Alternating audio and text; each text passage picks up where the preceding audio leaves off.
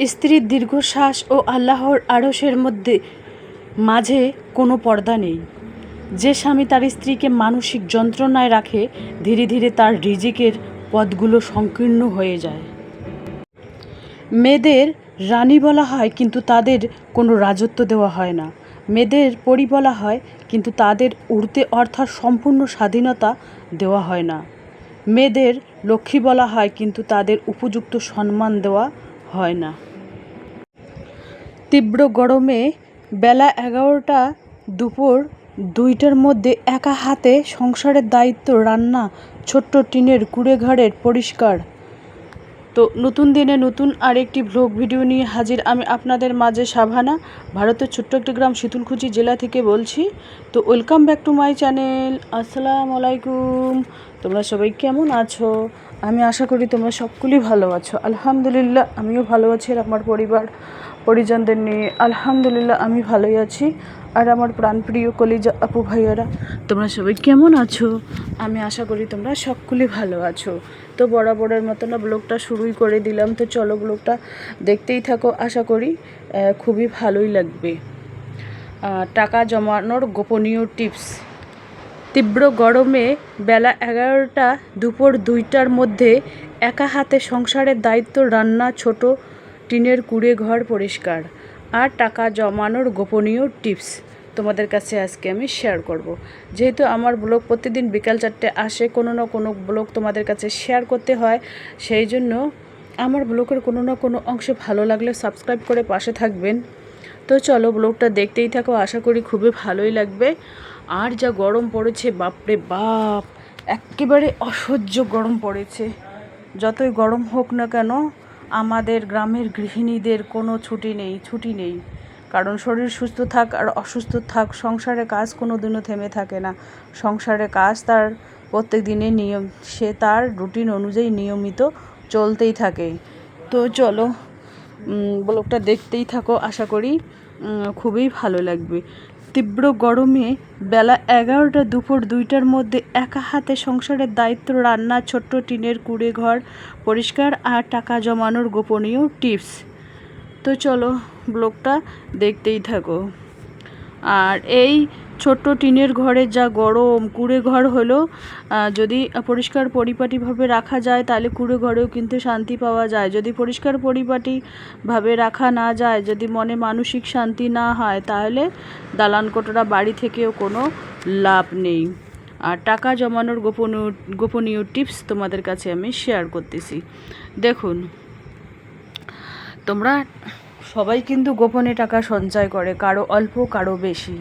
তো যাদের আয় যেমন, তাদের ব্যয়ও সেরকম, এরকম একটা পরিস্থিতি। তো চলো ব্লগটা দেখতেই থাকো, আশা করি খুবই ভালোই লাগবে। আর গোপনীয় টিপসটা তোমাদের কাছে শেয়ার করি। দেখুন,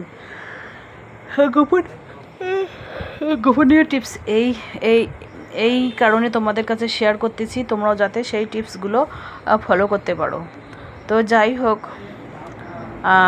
মনে করো প্রত্যেকেরই হাজব্যান্ড কিন্তু মানে বাজার করার পর পকেটে কিন্তু কিছু খুচরো পয়সা থাকে। পকেটে 10 টাকা, 20 টাকা বা 25 টাকা, যে কোনো খুচরো পয়সা থেকেই যায় সব সময়। তো ওখান থেকে প্রত্যেক দিনে যদি আমরা 10 টাকা বা 20 টাকা করে ওখান পকেট থেকে নেবার পর যদি আমরা সঞ্চয় করি প্লাস্টিকের ব্যাংকে বা মাটির ব্যাংকে সঞ্চয় করি, হাজব্যান্ডকে না বলে, মনে করো নিলাম, না বলে নেওয়ার পরে যখন জানতে পারবে, তখন তো একটা ঝগড়ার মধ্যেই পড়ে, যে আমাকে না বলে কেন টাকাটা নিছো, এটাই তো মেন বিষয়। তখন বলতে হবে, তোমাকে বললে তো তুমি টাকা 1 টাকাও দাও না, সেই জন্য তোমার পকেট থেকে আমি আজকে 10 টাকা নিয়েছি, ওই জন্য তোমাকে বলি নেই। তোমাকে বললে তো তুমি 10 টাকাও দিতে না, সেই জন্য আমি বলি নাই, 10 টাকা নিয়েছি, বেশি নেই। তো রামায়ণ মহাভারত কোথায় অশুদ্ধ হয়ে গেল? সেই জন্য তুমি প্রত্যেক দিনে না বলে 10 টাকা, 5 টাকা, 20 টাকা বলবে। তারপরে যখন বলবে, চিল্লা আল্লাহ করবে, বলবে যে আমি তো আর বেশি আহামরি টাকা নেব না, 5 টাকা, 10 টাকা, বড় জোর 20 টাকা নেব, এর বেশি নেব না। তারপরে যেগুলো শিক্ষিত পুরুষ সেগুলো তো 10 টাকা 5 টাকা বা 20 টাকা মালুম করে না। যেইগুলো একেবারে গাইয়া মূর্খ সেইগুলো একেবারে ঝগড়ায় উঠে পড়ে লাগবে, হ্যাঁ চুরি করেছো তুমি আমার পকেট থেকে, অমুক তমুক হ্যানা ত্যানা। এটাই হচ্ছে মেন কথা। যাদের হাজব্যান্ড এভাবে গালি দেয় তাদের বংশের দোষ থাকে, বংশগত দোষ থাকলে কিন্তু তাদের ওয়াইফের সাথে তারা এরকমই করে। আর যাদের বংশগত দোষ থাকে না তারা কিন্তু সুন্দরভাবে সেই কাজগুলো মানে ওয়াইফের যে কোনো কথা মাইন্ড করে না, যে কোনো জিনিস মাইন্ড করে না। এটাই হচ্ছে মেইন কথা। যারা নিজের ওয়াইফকে সম্মান দিতে জানে না, নিজের স্ত্রীকে সম্মান দিতে জানে না, তারা বাইরের মানুষকে এমন মিষ্টি মিষ্টি কথা বলবে, এমন হেসে হেসে কথা বলবে, এমন কথা বলবে মনে হয় ওই পুরুষটা সব থেকে তার বউকে মনে হয় ভালোবাসে। কিন্তু না, তার উল্টোটা। বাড়িতে গিয়ে দেখবেন বা শুনবেন বা আশেপাশে শুনবেন তার ওয়াইফকে দেখতেই পারে না। তাদের দুজনের মধ্যে ঝগড়াঝাটি সবসময় দিনে 2-3 বার লেগেই থাকে। এরকম একটা পজিশন। যারা মানুষকে জ্ঞান দেয়, বুঝায়, ভালোভাবে মিষ্টি মিষ্টি কথা বলে, তারাই কিন্তু এইরকম হয়। হ্যাঁ, এটা তোমরা সবাই তোমাদের জীবনের সাথে মিলিয়ে নিও। প্রায় 100-র মধ্যে 99% মহিলাদের জীবনে কিন্তু এরকম ঘটনা ঘটে থাকে। গ্রামের মধ্যে যদি ঘটে থাকে তবু তারা অ্যাডজাস্ট করে নেয়, কিন্তু শহরের মধ্যে এগুলো হয় না। শহরের মধ্যে কীভাবে হয় জানো? শহরের মধ্যে যদি হাজব্যান্ড ওয়াইফের বনতা না থাকে, হাজব্যান্ড দেখতে পারলে অন্য গার্লফ্রেন্ডের সাথে ঘোরাফেরা, খাওয়া দাওয়া সব কিছু চলছে, আর কারো ওয়াইফকে দেখবে কারো অন্য বয়ফ্রেন্ডের সাথে ঘোরাফেরা বা এখানে ওখানে যাওয়া চুপি চুপি এরকম করতেছে। মানে কি বলবো আর। সেই জন্য বলি কি, তোমাদের স্বামী স্ত্রীর মধ্যে মিলঝুল রাখো, কারণ সংসার জীবনটা কিন্তু সহজ না, খুব কঠিন, কিন্তু নিজেকে সহজ করে নিতে হয় আর ম্যানেজ করে নিতে হয়। তো তোমরাও চাইলেই আমার মতো করে টাকা সঞ্চয় এভাবে গোপনভাবে সঞ্চয় করতে পারো। যে টিপসটা বললাম এভাবে সঞ্চয় করতে পারো। আর যা গরম পড়েছে, বাপরে বাপ, গরমের কথা বললেই মনে হয় ওরে বাবা কি গরম, ওরে মা কি গরম, এরকম পরিস্থিতি।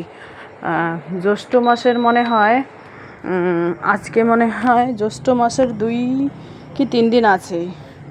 ইংরেজির তো আমি বলতে পারবো, ইংরেজির আজকে 12 তারিখ। আর বাংলা মাসের আমার কিন্তু হিসাব নেই।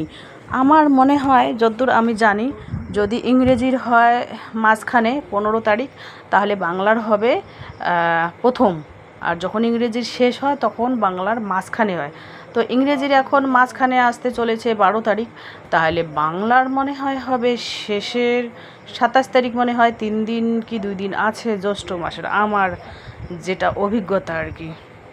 তো যাই হোক, ব্লগটা দেখতেই থাকো, আশা করি খুবই ভালোই লাগবে। এই যে দেখুন, মানে গোলাপি কালারের বেডশিটটা ধুয়ে নিয়েছি, এটা পরিষ্কার করে ধুয়ে নিয়েছি। এটা এবার গুছিয়ে লাল রেকের মধ্যে রেখে দেব। তো চলো ব্লগটা দেখতেই থাকো। আজকে পরেছি গোলাপি কালারের ড্রেস, গোলাপি কালারের ওড়না আর গোলাপি কালারের বেডশিট গুছিয়ে নিচ্ছি, একেবারে ম্যাচিং। যাই হোক, আমি কি করি জানো, আমি আর গরমের মধ্যে কিন্তু বেশি করে আমি ভাত খাই না, অল্প করে ভাত খাই, পানিটাই কিন্তু আমি বেশি করে খাই। আর গরমের মধ্যে অত খাওয়া যায় না, মানুষ বেশি খেলেই মরে, কিন্তু কম খেলে মানুষ বেশি দিন বাঁচে, এটাই হচ্ছে বাস্তব কথা। তো যাই হোক, একেবারে গলা থেকে খেতে নেই গরমের মধ্যে, একটু পেট খালি রেখে খেতে হয়। তো এবার আমি কয়েকটা অগোছালো কাপড় গুছিয়ে নিচ্ছি। এই বেডশিটটা আমি কালকে ধুয়ে দিয়েছি, যেহেতু আকাশটা একটু মেঘলা ছিল, শুকায় নাই। আর যদি বৃষ্টিতে ভেজে বা কাপড় চোপড় রোদে না শুকাই, সেই কাপড়ের যা গন্ধ, বাপরে বাপ, কেমন যেন একটা গন্ধ, মনে হয় কাপড় আমি ধুই নেই সেই গন্ধ। কিন্তু না, রোদে শুকানো কাপড়ের একটা আলাদা গন্ধ, আর রোদে না শুকানো কাপড়ের একটা আলাদা গন্ধ।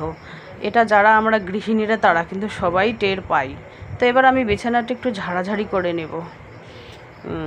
এই যে দেখতেই পাচ্ছেন, আমার যতক্ষণ না একটা বেডশিট ছেড়ে ততক্ষণ আমি কোনো বেডশিট কিনবো না। মানে আমার কথা কি, যেটা না হলেই চলেই না ঘরের মধ্যে সেটাই আমি কিনবো, আর যেটা আছে আরও একটা কিনবো, ওটা একেবারে ধারণার বাইরে।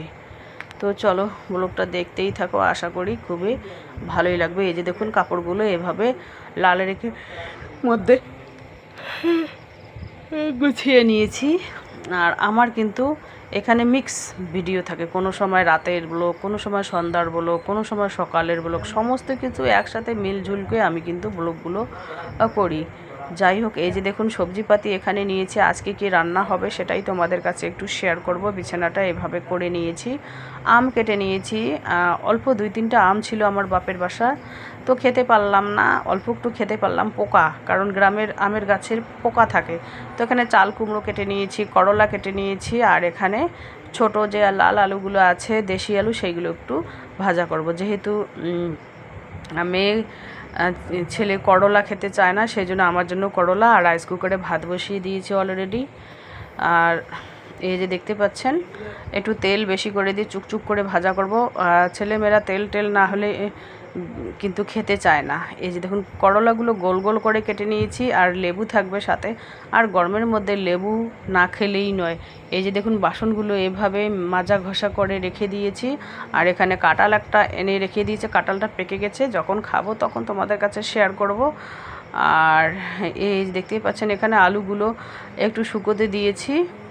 আর এই যে দেখুন ছেলে এখন গোসল করবে, বলছে কি আমাকে দেখাচ্ছ কেন, আমাকে দেখাবে না, আমার বডি নেই, আমার শরীরের মধ্যে মাংস নেই, আমাকে দেখাবে না। আমি বললাম ঠিক আছে দেখাবো না। এই যে দেখুন কাঁঠালটা মানে সেদ্ধ খাবার জন্য এনেছি, গরমের মধ্যে পাইনি, সেই জন্য পেকে গেছে। তো চলো আজকের ব্লগ এ পর্যন্তই। ততক্ষণ তোমরা সবাই সুস্থ থাকো, সাবধানে থাকো, টাটা, আল্লাহ হাফেজ।